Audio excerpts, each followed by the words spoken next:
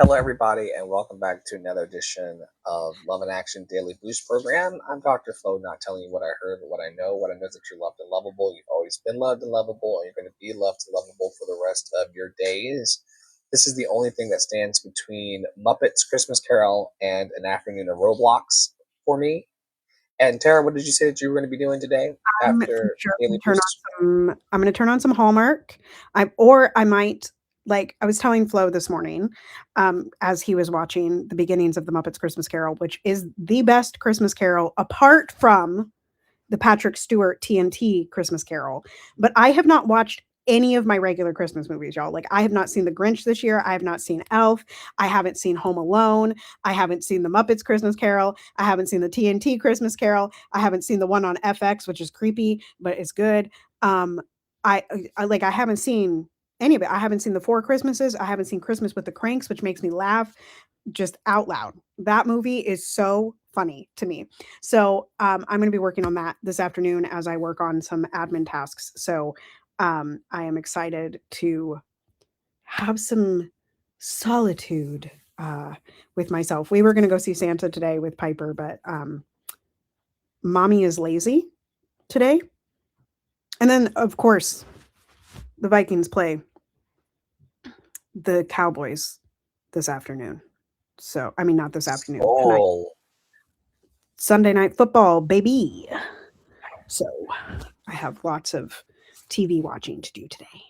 I'm Tara Priolo. I'm your resident Black biracial multi-passionate musician. I talk about the ish that nobody wants to talk about and push you to do the same. I almost didn't ever introduce myself. And I'm happy to be here. Yeah, let's do it. We're in y'all, we're in week 51. which is We're in wild when you think about the fact that 51. we took over our own devotional cycle from Melody Beatty January 1 of this year and decided to do it our way. And instead of having all of the answers, we would ask questions of the community through our Substack. And we've been going 2 years strong. And this is week 51 of a 52-week cycle because we're about to say Happy New Year Happy New Year in less than to 2 weeks. Can you believe it? It's wild. It's really wild. Y'all, just for your information, it is 11 days until Christmas. In case you were all wondering. Also, happy Hanukkah to those of you who celebrate. Tonight is the first night of Hanukkah. And yeah, we'll be. I mean, I think there'll be probably be a couple days where we're taking off because of the way the 52-week cycle works. Because next week is the last week, right? And then we would take some time off because that's Christmas week, the following week, which would be week 53 or week 1 or something like that. Something like that, because we're 2 weeks from the end of the year, I think. Is that accurate? Am I wrong? Everything's a meeting, everybody. So thanks for attending our operations meeting on the podcast. So the 51. way it goes, this is week 51. And then the 21st of December through the 27th is week Okay, 52. And then Sunday, the 28th, starts week 1 of 2026. I see, even though it's still 2025. Okay, got it. I see, y'all, my brain, though, does not restart until January uno, but that doesn't. Thursday will be January 1st, which will still be the first week of the year. Okay, okay, Yeah, okay. so you can call it week 52 plus. You can call it extra days, but Right, we'll start week one's uh, on December the 28th. on December the 28th, and then we'll end on December the 3rd. Also Got known as Tara's personal week one start. right. Quite right. Quite right. But we'll be in week 2 by the time I'm in week 1. So whatever. It's fine. Don't Yes, worry about it, y'all. because our calendar doesn't have 4 weeks cycles. We work on a 4 week cycle here in the Right. network, but there's all of these extra days in every month. I don't know how we got the calendar we got. It makes no sense, but here we are all of these The years Julian later. calendar is because of Julius Caesar, in that time. It's an empire thing. It's a whole But empire what thing. was the rationale behind it? Like, should That I we? don't know, but fascinating. Flo's gonna look that up while I tell you what the theme of week 51 is, which is love as a gift. As you know, we haven't been here together for a couple weeks, but we're in root chakra. Okay. The mantra from the 7 Day Pillar Challenge by Papi Wada is I am. If you are listening now on a platform that allows you to comment, feel free to put your I am statements. We talked about that in the room this morning, in the clubhouse room this morning. You can fill up the comments with I am. And also, if you are interested in coming into the clubhouse rooms, we do have an RSVP system, so you're going to need to follow that.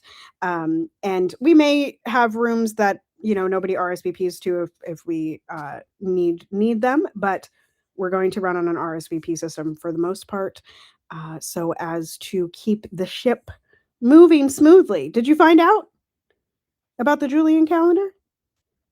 I did. So the purpose of the Julian calendar, introduced by Julius Caesar in 46 BCE, was to replace the chaotic Roman calendar with a simple solar-based system that accurately tracked seasons of agriculture, civil life, and religious festivals, establishing a consistent 365-day year with a leap day every 4 years to keep it aligned with the sun. Its goals were to provide standardization, to unify the disorganized Roman calendar, which often had months added or removed by politicians, leading to widespread confusion. So could you imagine if Marjorie Taylor Greene or Trump could just remove the Or month Biden? of February, Right. right? Skip over Also, it. solar alignment to keep the calendar aligned with the seasons, the tropical year for reliable planting and harvesting, something the older lunar calendar failed at. Simplicity to create a straightforward system of 12 months with a predictable leap year every 4 years, adding a day to February. And civil and religious order to provide a consistent framework for managing governance, agricultural cycles, and religious observances across the Roman world. Interesting. And yeah, it served as a dominant calendar in the Western world for over 1,500 years, forming the basis for our modern Gregorian calendar. Oh, So I guess we have a Gregorian calendar now. Hold on, we're what's in the the difference rabbit. between a Gregorian calendar and a Julian calendar? And why was So the February purpose the of the shorter? Go ahead. Okay, so the purpose of the Gregorian calendar is to provide a highly accurate, internationally standardized civil system for tracking time by keeping our calendar dates aligned with the Earth's seasons, fixing the inaccuracies in the older Julian calendar that caused holidays like Easter to drift primarily through a refined leap year rule that skips leap years in most centuries. It serves as the global standard for commerce, science, and daily life by synchronizing with the tropical year, which is Earth's orbit around the sun for millennial. And so the Gregorian calendar was brought into being for seasonal accuracy, fixing the Julian calendar, which was slightly too long and had drifted about 10 days over centuries. Wow. Easter alignment, the primary religious motivation was to reset the time of Easter to align with spring equinox. So that's why the Gregorian calendar exists, to put When did Easter we in alignment. implement the Gregorian calendar? When did that happen? So it This went is into effect a rabbit hole we didn't expect to go on, y'all. at all. It went into effect October 1582, Wow. and it was made possible or implemented by Pope Gregory the Eighth. Okay, thus Gregorian.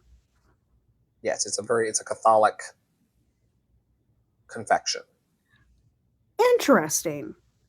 Yeah, Okay. I thought we were still under the Julian calendar, but we're not. We're Me actually under too.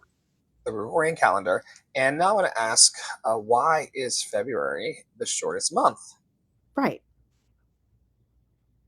I'm like, Okay, so the February is the shortest month due to ancient Roman calendar adjustments, where King Numa Pompilius added January and February to the original 10th month system, making oh, February the unlucky shortest month, 28 days, to keep the total year days odd, which was a practice solidified by Julius Caesar and later Pope Gregory VIII. Roman superstition viewed even numbers as unlucky, so they created odd number months, with February associated with purification rituals taking the leftover days. Interesting. So February was the last month to be added to a 12-month calendar. Therefore, it just got the short end of the stick, not because of any of these reasons that people assign black at birth, say, oh, they gave us the shortest month because we didn't like it. Right. It was the extra month back in ancient Rome, and all we had was 28 days left, and so that's the month that got it. Fascinating. I really thought we were under the Julian calendar. I really, Well, but we apparently learn new things together here. And what I love about us is that we're not afraid to go and do research in the middle of a podcast. in the whole middle of the podcast, because you know what? I don't like. I saw this reel this morning that was like, this girl was like, tell me if the education system failed me or if I'm just dumb. And she was like, since when is Egypt a part of Africa? Because they really don't teach us that Egypt is a part of Africa. They like teach you more that Egypt is a part of the Middle East, and they don't really tell you that it's on the continent of Africa, right? But anyway, this is like that. Like, I really thought that we were in the Julian calendar, and we have been apparently in the Gregorian calendar for 500 years. So Not apparently, we definitely have. like, but I also, okay, this is another thing that I'm fascinated about the calendar. Okay, this is just an aside, y'all. We will get to the questions, I promise. But one of the things that I find fascinating about the Gregorian calendar, apparently, that I thought was the Julian calendar. So my mother, her birthday is March 31st. Okay, and Easter, we were just talking about Easter because now they're talking about aligning the Easter, right? My every 11 years, Easter was on her birthday for her entire life. Whenever the last time Easter was on March 31st is the last time it will be on her birthday in her lifetime. Because like some kind of math. But also, don't y'all remember, y'all tell me in the comments. Okay, all of my life, the equinoxes have always been on the 21st of the month. Like, it has always been March 21st, June 21st, September 21st, and December 21st. Always. Now, all of a sudden, these last 3 years, they've been on different, like 21st, 23rd, 22nd, 20th. They've been moving around. So I don't know what that is or who did the math a long time ago to make that happen. But like, these are Well, things. the internet has an answer for that too. Oh my Equinoxes God. change dates yearly due to Earth's slightly uneven orbit. Okay, then why The were they orbit on of the Earth. for 33 years? And then all of a sudden they were like,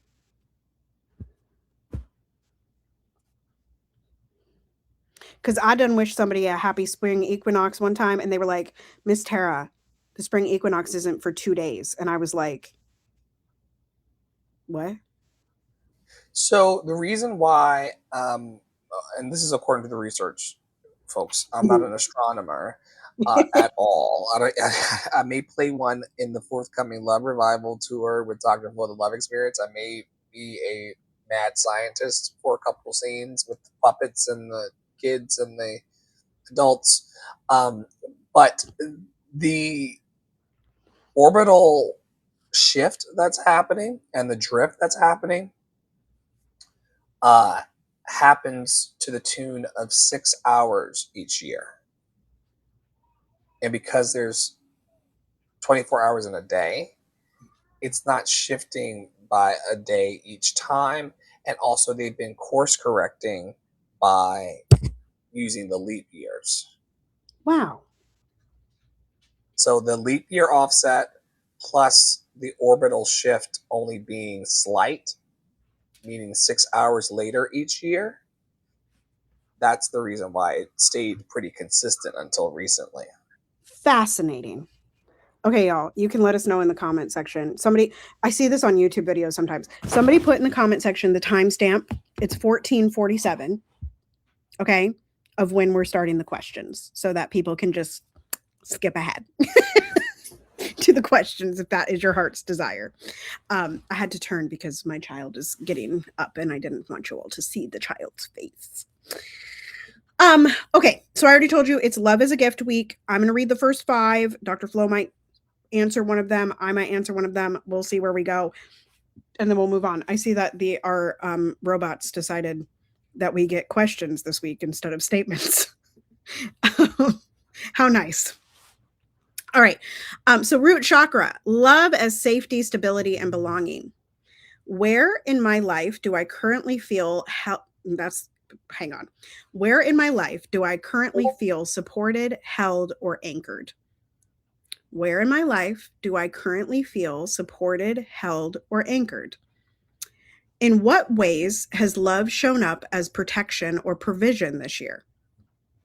In what ways has love shown up as protection or provision this year? What does feeling safe in love mean to me at this stage of my life? What does feeling safe in love mean to me at this stage of my life? How do my daily routines reflect care for my basic needs?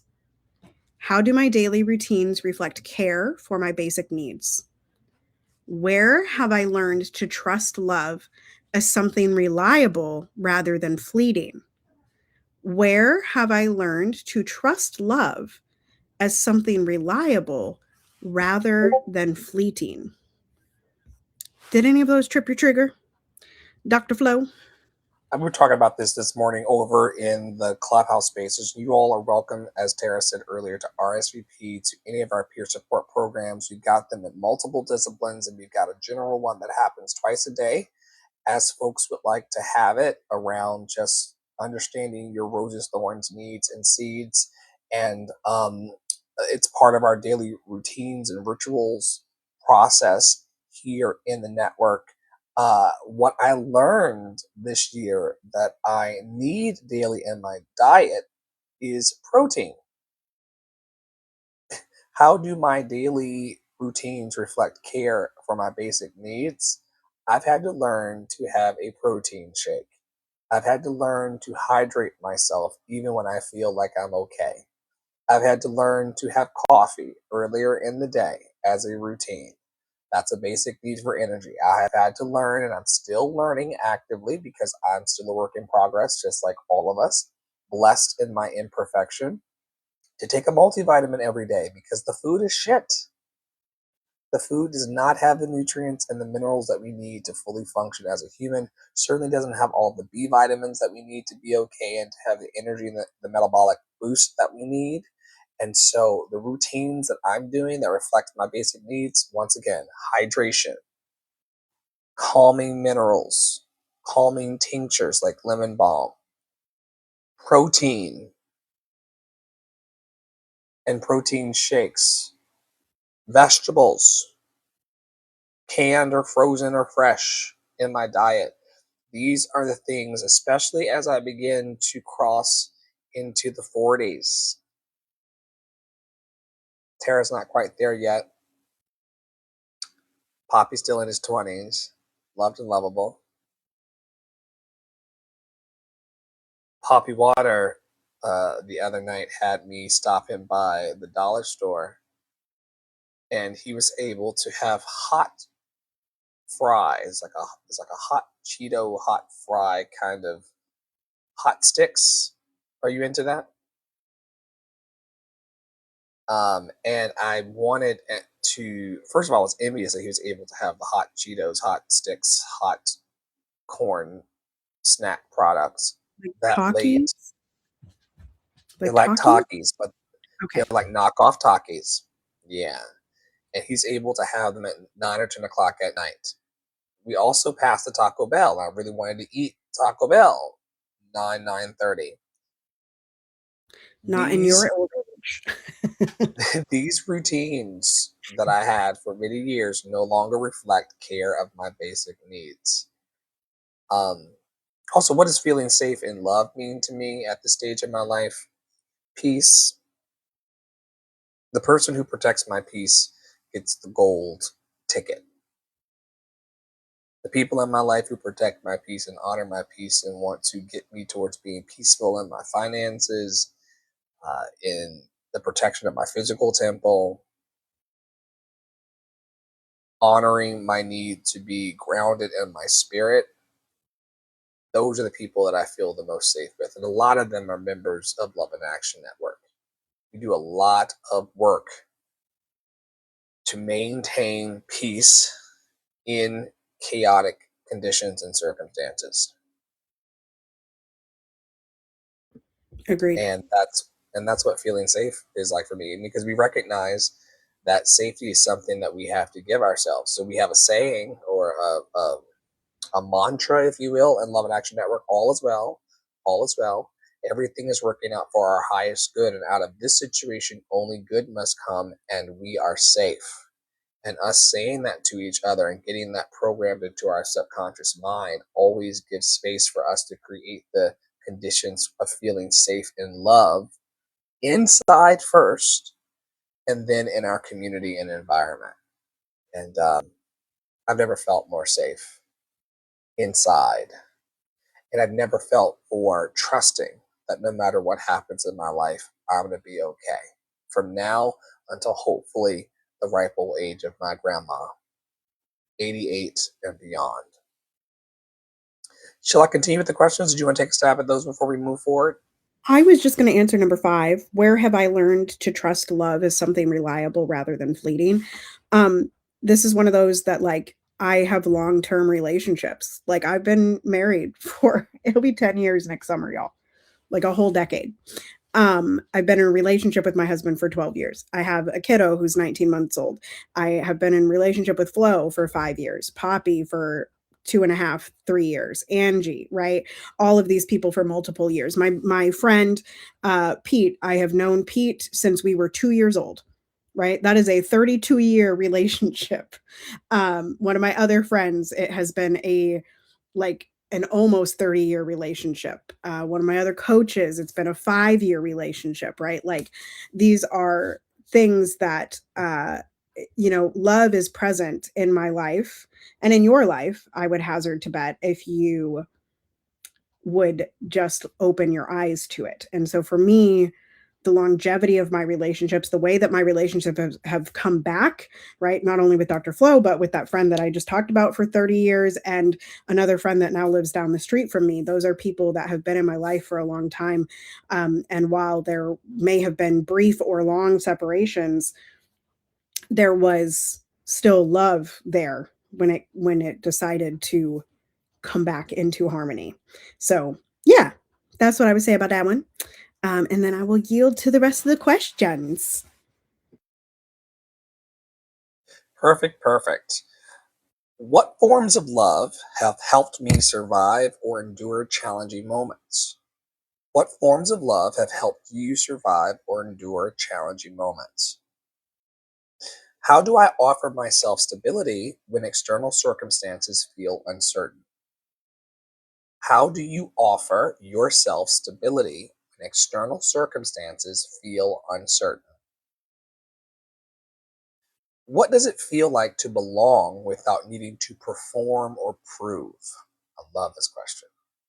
What does it feel like to belong without needing to perform or prove? How can I receive love more fully in my body and nervous system? How can you receive love more fully in your body and nervous system? And the last question of today, Root Chakra Day, love as safety, stability, and belonging, is: what foundations of love do I want to carry forward into the new year? What foundations of love do you want to carry forward into the new year? Woo. The back half of these questions are a doozy, aren't they? There's They some were very good ones. good. There's some good ones in Mhm. here.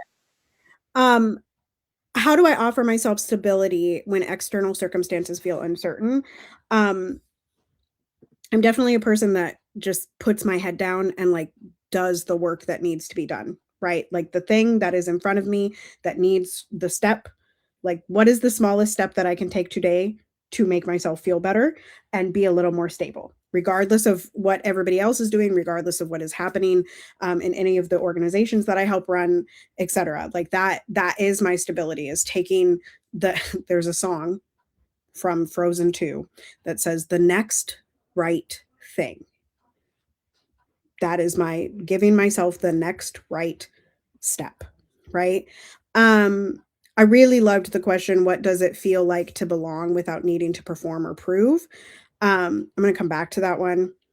I'm just making sure that there was nothing else that I there oh, I was going to say on number 10, what foundations of love do I want to carry forward into the new year? Just reminded me of yesterday's Dr. Flo's family reunion where we were talking about visioning and what we're leaving in 2025 and bringing forward into 2026. And I think those are really important conversations to have. I think those are foundational conversations to have, both with your community and with yourself. And now I'll go back to the belonging without performing or proving. This is something that I feel like we have beat out of Love and Action Network like over the last 5 years, like Not beat out. not beat out, but kind of beat out. Right? Like sometimes it's rough and tumble. Sometimes it's like, you don't need to do that here. You don't need to do that here. And I find that uh, I get to be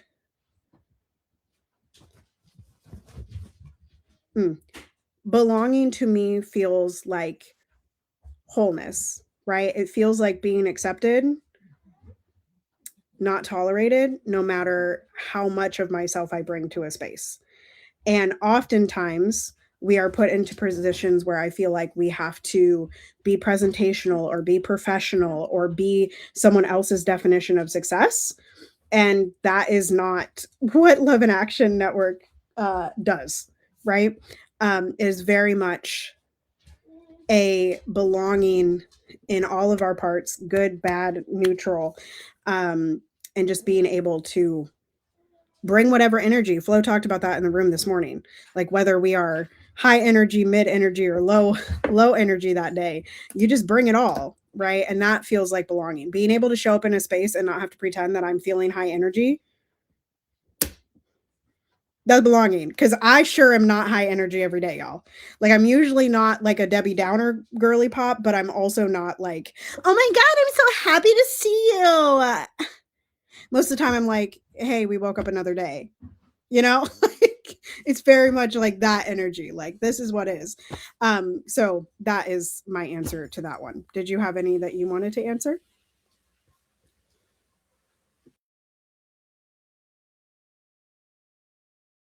I just want to piggyback on what a gift it is to give yourself the space to be in any space without needing to prove, protect, hide, or defend things. I think a great deal of exhaustion from people of all ages on the planet comes from using brain power, overthinking, and fatiguing yourself into needing to prove, protect, hide, and defend things to other imperfect, figuring it out humans. The question was, what does it feel like to belong without needing to perform or prove? Energizing. It feels lifted.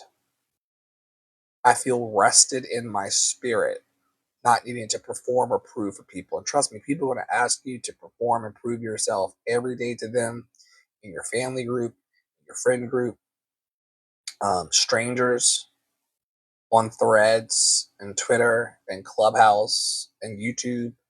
Are going to ask you to prove that you're worthy of what you say you want. Perform for me and show me that you got what it takes. But not having to do that has made me one of the rested, has made me one of the most rested people on the block. And when I encounter these adults, and I know you all work a lot, I know you're stressed, I know you're overwhelmed, but one way that you can actually make yourself less fatigued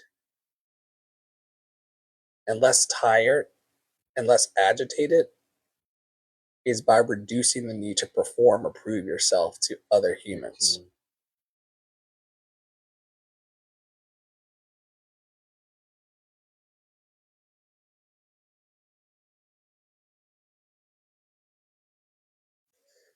What foundations of love do I want to carry forward into the new year? I would like to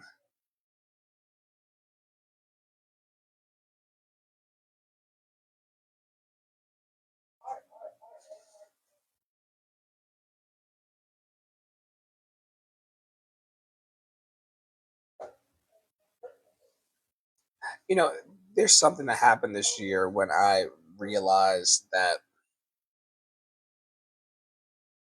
generations upon generations of ancestors and people in my family before me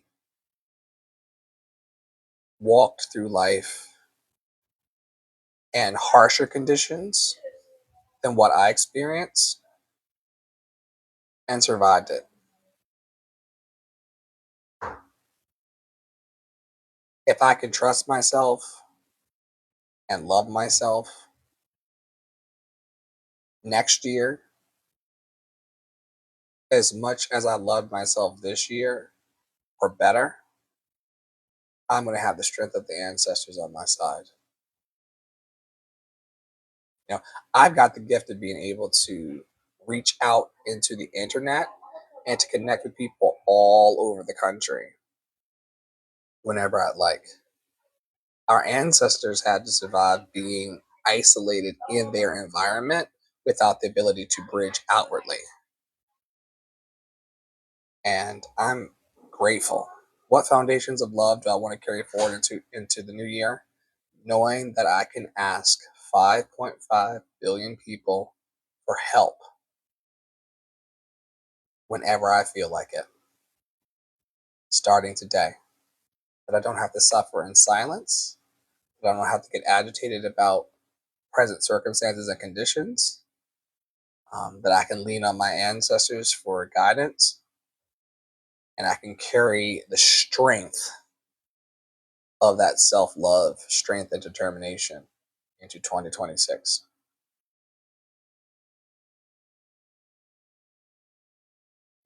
You're here. You're here. I'm listening So, to folks, mm, sorry, I related. I'm listening to Kindred by Octavia Butler, and it's about essentially this woman who goes back in time during to the time of slavery from 1973, and they do. She does write about the comparison between the ability to ask for help in 1973 versus the ability to ask for help during enslavement, right? um, and it's quite interesting and eye-opening. um, yeah, and how it changes people. So that's all that struck a remembrance in me. But yes, now let us let us go to the Christmas movies. Come in and know me better, man. we thank y'all for watching the Daily Boost programming. We thank those of you who have been with us for the last 51 weeks this year and over the last 2 years as we seek to just pour goodness and kindness into the world in our own special way.